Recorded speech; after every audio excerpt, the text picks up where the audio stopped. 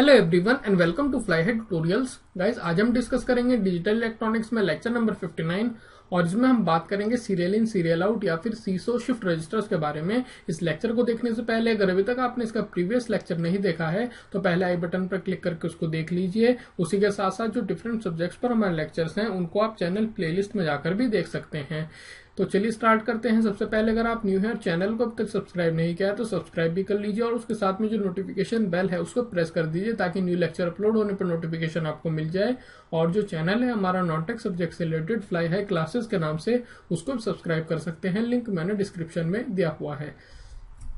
तो गाइस, जैसे कि आपको पता है लास्ट लेक्चर्स में मैंने रजिस्टर्स और शिफ्ट रजिस्टर्स का कॉन्सेप्ट समझाया था और वहां पर हमने देखा था कि रजिस्टर्स आपके कई वेरियस टाइप्स मैंने आपको बताए थे शिफ्ट रजिस्टर्स के, जैसे कि SISO, serial in serial out, serial in parallel out, parallel in serial out और parallel in parallel out.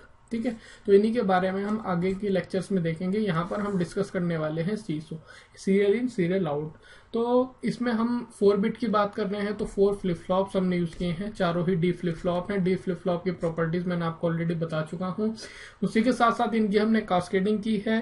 Cascading मतलब Q3 आपका D2 से कनेक्ट है, Q2 D1 से, Q1 D0 से आपका कनेक्ट है, D इन यानी कि यहाँ से आप अपने डेटा को इनपुट कराएंगे। सीरियली की अगर हम डेटा की बात कर रहे हैं, इसका मतलब है कि 1 बिट एट ए टाइम आप इस पिन से इसको रजिस्टर्स को देंगे। ठीक है, उसी तरीके से अगर सीरियली ही आउट आप ले रहे हैं डेटा को तो Q0 पिन से आपको यहाँ से सीरियल आउटपुट मिल जाएगा। तो 1 बिट एट ए टाइम ही इनपुट है और 1 बिट एट ए टाइम ही आउटपुट है, इसीलिए इसको हम कहते हैं सीरियल इन सीरियल आउट।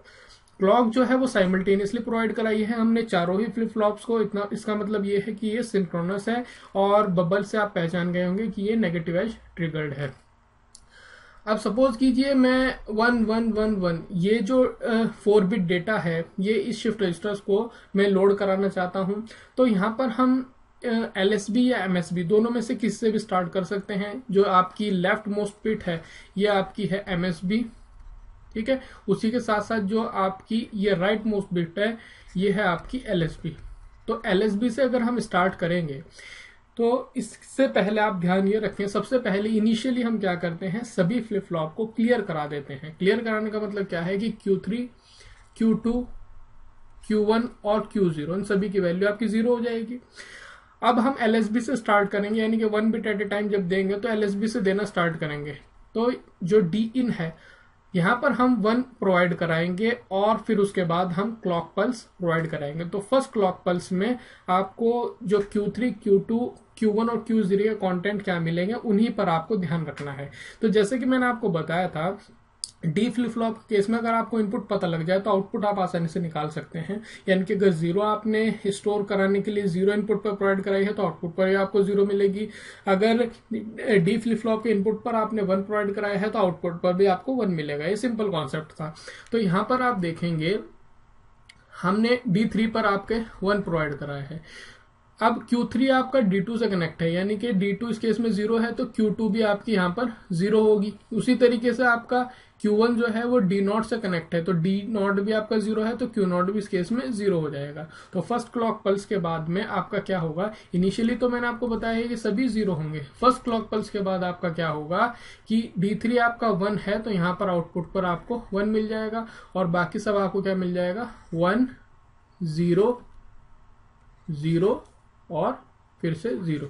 ठीक है, तो फर्स्ट क्लॉक पल्स के बाद आपको क्या मिल जाएगा, 1 0 0 0। ठीक है, उसी के बाद जो दूसरी बिट है आपकी LSB के बाद अब आप उसको प्रोवाइड कराएंगे यहाँ पर, तो वो भी आपकी 1 ही है दोबारा से। तो 1 है तो आपका इस बार D3 भी 1 है और D2 भी 1 है। D2 1 क्यों है, क्योंकि Q3 आपका 1 था। लास्ट केस में आप देखेंगे Q3 1 था ना, तो D2 भी आपका 1 है तो इस बार Q2 भी आपका क्या होगा, 1 होगा। ठीक है, और Q2 आपका 0 था तो D1 भी आपका 0 होगा। इस तरीके से आपका Q1 भी 0 होगा और Q0 भी आपका 0 होगा। तो सेकंड क्लॉक पल्स के बाद आपको क्या मिल जाएंगे, कंटेंट 1 1 0 0। इसी के साथ साथ आप जो नेक्स्ट आपकी बिट है यानी कि फिर से 1 है उसको प्रोवाइड कराएंगे तो कंटेंट आपको मिल जाएंगे 1 1 1 0। फिर से आप 1 को प्रोवाइड कराएंगे यहाँ पर तो आपको लास्ट में कंटेंट मिल जाएंगे 1 1 1 1। ठीक है, तो इस तरीके से आपने देखा कि ये जो डेटा है उसको शिफ्ट करा रहे हैं हम, और सीरियली ही डेटा शिफ्ट हो रहा है। और मैंने जैसे कि आपको लास्ट टाइम समझाया था कि जो शिफ्ट रजिस्टर है वो आपका शिफ्ट राइट शिफ्ट रजिस्टर भी हो सकता है और शिफ्ट लेफ्ट शिफ्ट रजिस्टर भी हो सकता है। तो हम यहाँ पर शिफ्ट राइट की बात कर रहे हैं, ठीक है, क्योंकि डेटा जो है आपका राइट साइड में शिफ्ट हो रहा है। तो आपने देखा कि अगर आपको 4 बिट को स्टोर कराना था तो उसके लिए आपकी 4 क्लॉक पल्सेस लगी हैं। ठीक है, ये फर्स्ट क्लॉक पल्स है आपकी, ये सेकंड है, फिर थर्ड है और फिर फोर्थ है, यानी कि 4 बिट को लोड कराने के लिए आपको 4 बिट यूज हुई है। तो आई होप ये चीज आपको क्लियर हो गई होगी। बहुत आसान कॉन्सेप्ट है, मैं आपको पहले बताया था। काउंटर्स और फ्लिप फ्लॉप के कंपैरिजन में अगर आप बात करेंगे तो उनके कंपैरिजन में इसको समझना बहुत आसान है। ठीक है, तो आई होप ये चीज आपको क्लियर हो गई होगी। अब इसका टाइमिंग डायग्राम थोड़ा सा समझ लेते हैं ताकि आपको ये चीज और क्लियर हो जाए। तो सबसे पहले ये क्लॉक है आपकी, क्लॉक आप देख रहे हैं वही सेम जैसे हम डिजाइन करते हैं, फॉलिंग एजेस को मैंने डिनोट किया हुआ है। अब यहाँ पर हम सबसे पहले डी इन डेटा इनपुट जो है उसको शो कर देते हैं। तो सबसे पहले इनिशियली वो 0 है, उसके बाद में वो आपका हाई होगा। ठीक है, इसमें कोई प्रॉब्लम नहीं होनी चाहिए। अब Q3 की अगर हम बात करें तो Q3 आपका क्या है, Q3 इनिशियली आपका 0 है, यानी कि फर्स्ट फॉलिंग एज से पहले 0 है, उसके बाद में आपका हाई है। ठीक है, और Q2 क्या है, Q2 भी आपका 0 है, तो Q2 भी सबसे पहले मैंने आपको बताया था, क्लियर कराते हैं, तो Q2 भी आपका 0 है। उसी के साथ साथ जो Q1 है वो भी 0 है और Q0 जो है वो भी 0 है। ठीक है, अब फर्स्ट जो आपका फॉलिंग एज आएगा उसके बाद आपका Q3 जो है वो हाई हो जाएगा। तो ये मैंने आपका फर्स्ट फॉलिंग एज के बाद Q3 आपका हाई कर दिया है। Q2 फिर भी आपका 0 ही है, Q2 फिर से 0 है, Q1 भी आपका 0 है और Q0 भी आपका 0 है।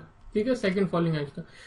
उसके बाद में आप देखेंगे तो आपका था 1 1 0 0, यानी कि Q3 भी आपका 1 है और इस बार आपका जो Q2 है, ठीक है, तो Q2 भी आपका ये 1 हो जाएगा, हाई हो जाएगा।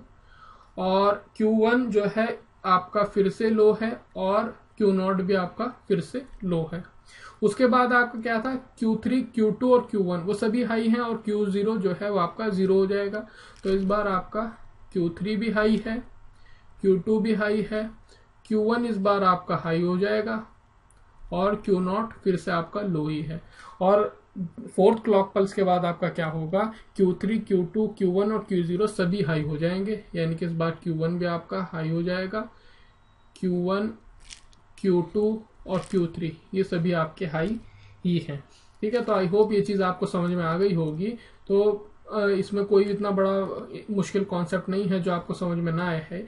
तो यहाँ पर आप देखेंगे तो ये है आपका 0 0 0 0, उसके बाद में है आपका 1 0 0 0, उसके बाद है आपका 1 1 0 0, उसके बाद है आपका 1 1 1 0 और लास्ट में आपका 1 1 1 1।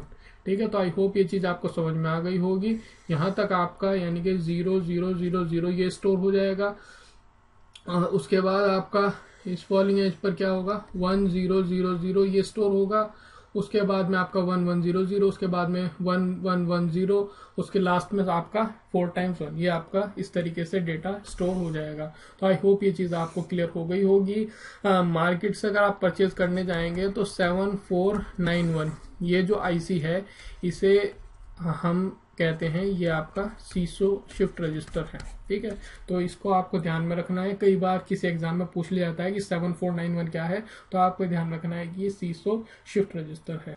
उसके बाद हम बात कर लेते हैं कि सीसो की एप्लीकेशन कहाँ है। सीसो यानी कि serial in serial out shift register की एप्लीकेशंस कहाँ पर हो सकती हैं। तो आपने देखा है कि अगर आपको 4 बिट डेटा को सीरियली शिफ्ट करना था, ठीक है, तो 4 बिट डेटा को अगर आपको सीरियली शिफ्ट करना था तो उसके लिए आपकी 4 क्लॉक पल्सेस रिक्वायर्ड थी। तो इसी चीज को हम यूज करके इसका जो इस्तेमाल है वो कर सकते हैं टाइम डिलेज में। टाइम डिलेज में किस तरीके से कि कई बार ऐसा होता है, काफी सारे डिजिटल सिस्टम में कई बार ऐसा होता है कि किसी ऑपरेशन को आपको कुछ डिले करना पड़ता है, यानी कि जो सीरियली डेटा आ रहा है उसको कुछ नंबर ऑफ क्लॉक पल्सेस के लिए आपको डिले करना होता है। तो वहां पर हम यूज करते हैं आपका serial in serial out shift register. ठीक है, तो आपको ध्यान ये रखना है, बहुत ही आसान एग्जांपल है टाइम डिलेज में, और वो हमने देख भी लिया है कॉन्सेप्ट कि अगर आपको 4 बिट डेटा शिफ्ट करना था तो उसके लिए आपके 4 क्लॉक पल्सेस लगी हैं। तो एक निश्चित एक नंबर ऑफ क्लॉक पल्सेस के लिए आप डेटा को डिले भी कर सकते हैं। ठीक है, तो आई होप ये जो एप्लीकेशन है और ये पूरा लेक्चर जो है ये आपको समझ में आ गया होगा। कई बार इसकी एप्लीकेशन आ जाती है, कई बार आईसी के बारे में कुछ क्वेश्चन पूछ लिए जाते हैं, तो इन दोनों को ही आप समझ लीजिए। तो अगर आपको ये लेक्चर पसंद आया है तो लाइक जरूर कीजिए, आपके लाइक करने से हमारा मोटिवेशन लेवल बढ़ता है, हमें लगता है कि आपके लिए और लेक्चर बनाने के प्रयास किए जाएं। शेयर कीजिए अपने फ्रेंड्स के साथ में जिनके लिए आप समझते हैं कि लेक्चर इंपॉर्टेंट हो सकता है। फेसबुक पेज को लाइक कीजिए, ट्विटर पर फॉलो कीजिए, लिंक मैंने डिस्क्रिप्शन में दिए हुए हैं, वहां पर मैं काफी इन्फॉर्मेशन पोस्ट करता रहता हूं। अभी तक सब्सक्राइब नहीं किया है तो सब्सक्राइब कर लीजिए और इन वीडियोस को भी चेकआउट कर सकते हैं। तो देखने के लिए आप सभी का बहुत बहुत धन्यवाद। आप सभी का समय शुभ रहे। Thank you very much.